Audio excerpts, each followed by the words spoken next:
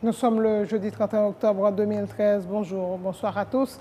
Bienvenue dans ce journal, publication l'essentiel de l'actualité de la journée. À la une de l'actualité, les avocats du barreau de Port-au-Prince ont voté ce jeudi le maintien de la grève jusqu'au départ du commissaire du gouvernement, Maître Francisco René. Le Conseil de l'ordre annonce une manifestation le 6 novembre si le chef du parquet est toujours à son poste.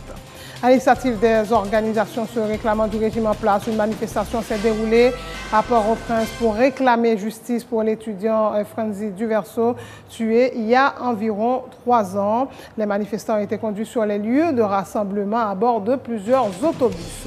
La commission éducation, sport et action civique du Sénat de la République s'est entretenue ce jeudi avec la ministre des Sports, Magali Racine. Les discussions ont porté notamment sur la construction des infrastructures sportives au niveau de plusieurs régions du pays.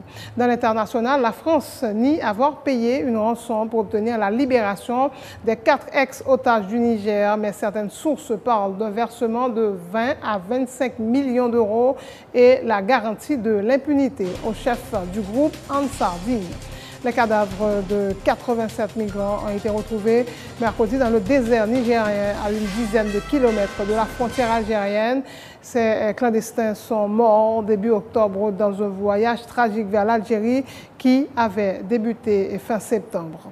En battant le Chievo Vérone 1-0, la Roma est entrée dans l'histoire de la Série A ce jeudi en devenant la première équipe à remporter ses 10 premiers matchs de championnat.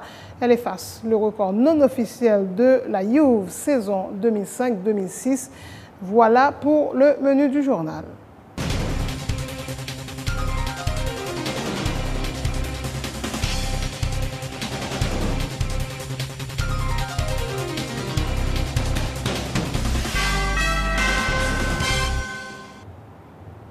En couverture de ce journal, le mot d'ordre de grève est maintenu jusqu'au départ du commissaire du gouvernement, Maître Francisco René, ont décidé ce jeudi 31 octobre les avocats du barreau de Port-au-Prince lors d'une assemblée générale extraordinaire convoquée par le Conseil de l'ordre des avocats de Port-au-Prince. Une manifestation est prévue le 6 novembre si le chef du parquet est toujours à son poste. Suivez ce reportage.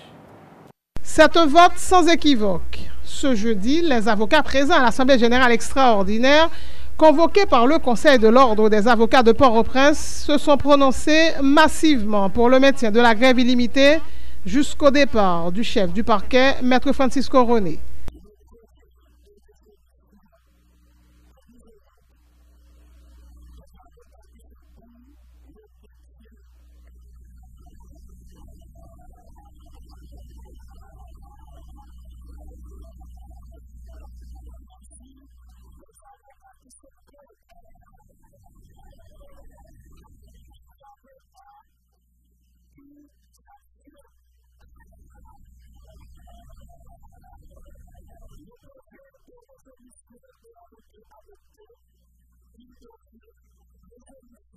La grève se poursuit donc. Les avocats se tiennent prêts à gagner les rues le 6 novembre prochain, si d'ici là, le commissaire du gouvernement ne rend pas son tablier. Vous êtes témoin, l'Assemblée a décidé du maintien du mot d'ordre d'arrêt de travail que le Conseil avait pris mercredi dernier. Et le deuxième élément que nous avons décidé, c'est l'organisation d'une manifestation mercredi. Si Maître Francisco René, toujours dans tête parquet, prend le tribunal de première instance de Port-au-Prince. Le bâtonnier formel, Maître Francisco René, doit partir parce qu'il représente une menace pour le libre exercice de la profession d'avocat, pour avoir notamment ordonné l'arrestation jugée illégale de Maître André Michel.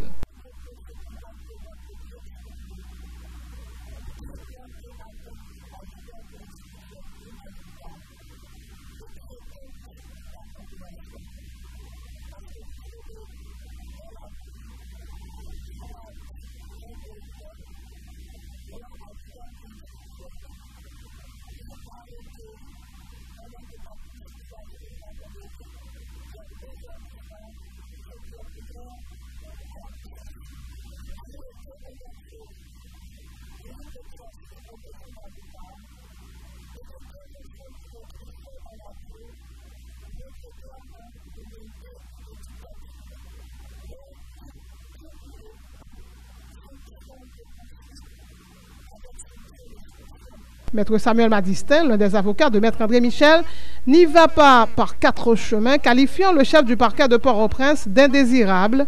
Il rappelle que Maître Francisco René a fait plusieurs juridictions et a accumulé scandale sur scandale.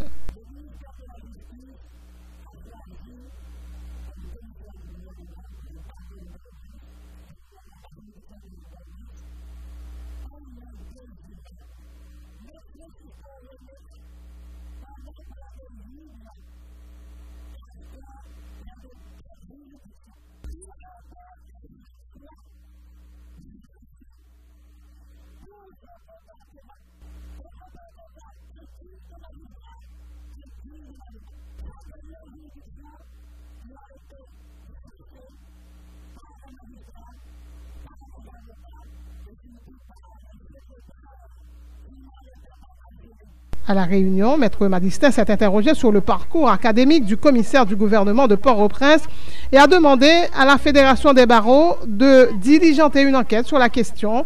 Le dossier de Maître Francisco René n'a pas été accepté par le barreau de Port-au-Prince, a souligné Maître Madistin, très applaudi par l'Assemblée.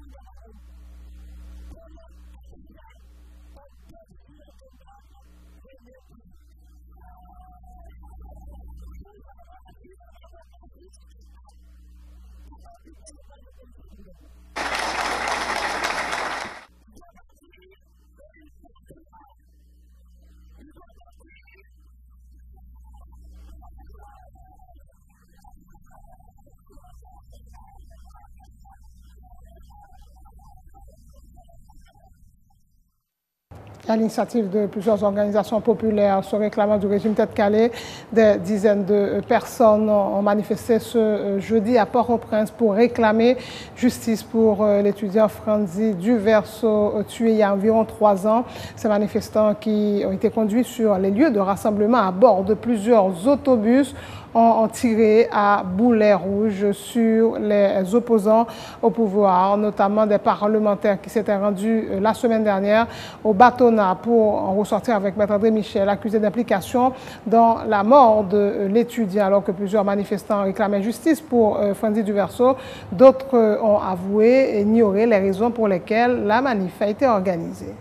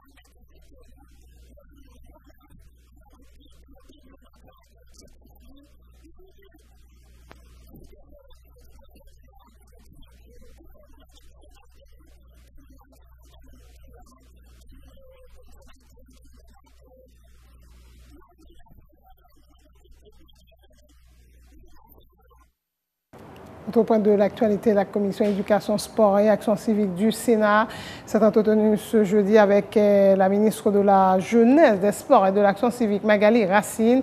La discussion portait notamment sur la construction des infrastructures sportives au niveau de plusieurs régions du pays. Le président de la dite commission, François Lucas Saint-Ville, déplore que la construction de ces infrastructures échappe au contrôle du ministère de la Jeunesse et des Sports et appelle la ministre Magali Racine à prendre des mesures pour rectifier le tir.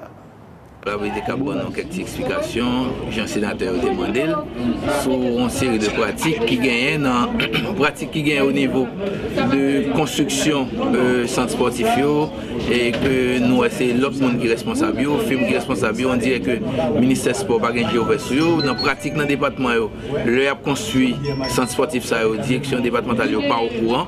C'est dit nous que si direction départementale pas au courant, ça veut dire que le ministère du sport pas au courant tout.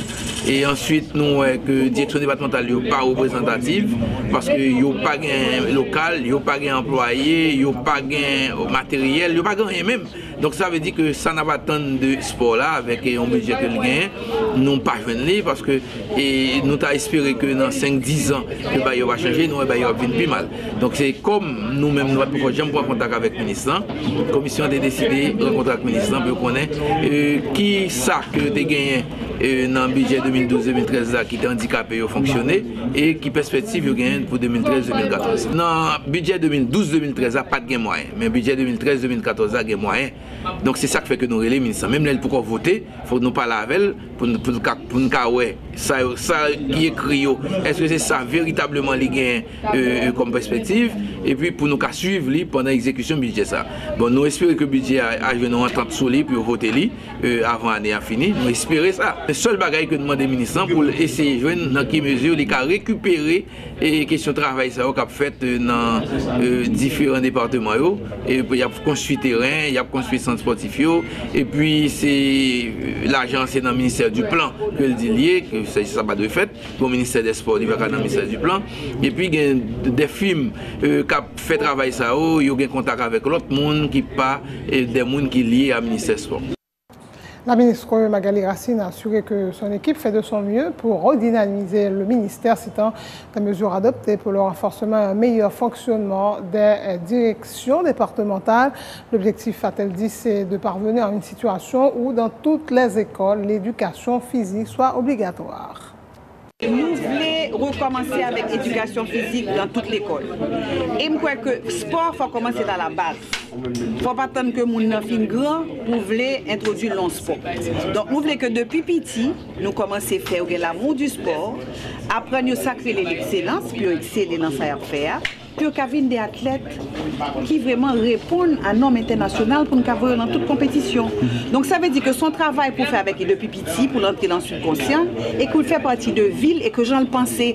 Ça veut dire que faut nous faire jeunes, exactement, faut nous faire jeunes, rêve, faut nous rêve, faut penser grand et faut arriver vraiment à l'excellence. C'est ça que nous prenons dans le ministère. Nous voulons renforcer justement la direction départementale parce que nous croyons que quand son direction départementale, conseil direction générale, il faut le même fonctionnement. Ça veut dire que nous allons faire effort nous, pour que tout directeur traite même gens. Même au niveau salaire, il faut que tout directeur ait le même salaire. Au niveau présentation, directeur son directeur. Même au niveau local, côté que bureau, côté que ministère jeunesse et sport, il faut assembler son ministère jeunesse et sport pour nous apprendre jeunesse, belle bagaille, bon bagaille. Il faut me dire que souvent, allons en zone où nous allons faire un terrain football. Tout tout le monde content. Ou à son stade, tout le monde content. Ou dit, yo dit oui d'abord terrain ça. Mais yo pas dit terrain pas bon, bien que terrain drainage pas bon. Parce que yo vle gen terrain. Donc c'est leur fin construit qu'on y a ouais tout problème que te gagne. Donc c'est pour ça qu'on y a apporté solution justement à problème ça yo, refaire drainage des côtés, ranger des côtés et qu'on y a nous su que le nous font prochain terrain, n'a fait toute étude géologique, toute bagaille avant que nous fassions pour ne pas gagner même erreur. Sans transition, à l'occasion de la Toussaint, le cimetière de Port-au-Prince sera, comme les années précédentes, le théâtre de rituels religieux. Les préparatifs se poursuivaient ce jeudi, l'occasion pour des particuliers de réparer les caveaux de leurs proches. Des travaux de réfection sont également réalisés par la mairie de Port-au-Prince. Ils vont se poursuivre d'ailleurs après la Toussaint, a indiqué la mairesse adjointe de Port-au-Prince, Marie-Yolène Mouscardi. C'est fait des morts, c'est culture là qu'à nous. Donc nous passons tracteur dans ce cimetière-là et puis nous faisons nettoyage. Nous avons demandé de mettre caveau abandonné pour chercher rencontrer la mairie de Port-au-Prince ensemble avec les responsables cimetières. Donc nous faisons réparation. Donc nous-mêmes nous avons pris l'initiative par nous et maire du Blanc, étant maire du Silène, il va faire un arrêté sorti que nous avons fait appel avec tout maître caveau. Et que si nous ne pouvons pas rejoindre, nous-mêmes responsables, nous pouvons faire réparation nous-mêmes. Les travaux sont financés en grande partie par le ministère de l'Intérieur et la présidence, selon le directeur du cimetière de Port-au-Prince, Ricardo Antillon. Nous commençons à établir le travail. D'abord, nous commençons à programmer dans le cimetière-là. Et ensuite, nous avons bien pour nous un caveau abandonné, et comme ça avec la mairie, comme d'habitude. Son patrimoine qui vieillit de 213 ans. Pour venir plus le monde qui soutient un peu partout à travers votre président et à travers même notre pays. Venir en fait ça, venir nettoyer les cadeaux, venir parler avec l'arrière-parent. Parce que c'est un cimetière comme ça. C'est le plus gros cimetière nous avons dans le pays d'Haïti. Nous avons un accompagnement. Le cimetière, c'est comme le cimetière, c'est dans la centrale là. C'est le ministère de l'Intérieur avec la présidence qui va nous dire beaucoup de mettre capable bien et ensuite nous devons promesses. Dis-nous à combien que le budget ça y évalue? Bon, moi pas un chiffre en tête, mais quand même nous avons baguette pour que nous fassions ça en faire. C'est la fin de ce journal, le rappel des titres. Les avocats du barreau de Port-au-Prince ont voté ce jeudi le maintien de la grève jusqu'au départ du commissaire du gouvernement, Nato Francisco René. Le Conseil de l'ordre a annoncé une manifestation le 6 novembre si le chef de parquet est toujours à son poste. À l'initiative des organisations se réclamant du régime en place, une manifestation s'est déroulée à Port-au-Prince pour réclamer justice pour l'étudiant Franzi Duverso assassiné il y a environ 3 ans. Les manifestants ont été conduits sur les lieux de rassemblement à bord de plusieurs autobus. La commission éducation, sport et action civique du Sénat s'est entretenue ce jeudi avec la ministre des Sports, Magali Racine. La discussion a porté notamment sur la construction des infrastructures sportives au niveau de plusieurs régions du pays. La France nie avoir payé une rançon pour obtenir la libération des 4 ex-otages du Niger, mais certaines sources parlent d'un versement de 20 à 25 millions d'euros et la garantie de l'impunité au chef du groupe Ansar Dine. Les cadavres de 87 migrants ont été retrouvés mercredi dans le désert nigérien, à une dizaine de kilomètres de la frontière algérienne. Ces clandestins sont morts début octobre dans un voyage tragique vers l'Algérie qui avait débuté fin septembre. En battant le Chievo Vérone 1-0, la Roma est entrée dans l'histoire de la Série A ce jeudi en devenant la première équipe à remporter ses 10 premiers matchs de championnat. Elle efface du coup le record non officiel de la Juve saison 2005-2006. Merci de votre attention. Merci d'avoir choisi Télé Pluriel pour vous informer.